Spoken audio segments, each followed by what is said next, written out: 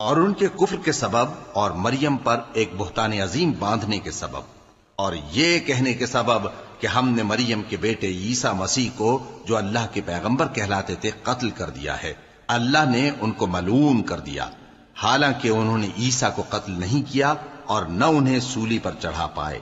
لیکن ان لوگوں کو ان کی سی صورت معلوم ہوئی، اور جو لوگ ان کے بارے میں اختلاف کرتے ہیں وہ ان کے حال سے شک میں پڑے ہوئے ہیں، اور گمان پر چلنے کے سوا ان کو اس کا مطلق علم نہیں،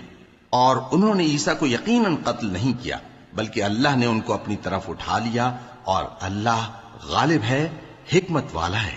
اور اہل کتاب میں سے کوئی نہیں ہوگا مگر ان کی موت سے پہلے ان پر ایمان لے آئے گا،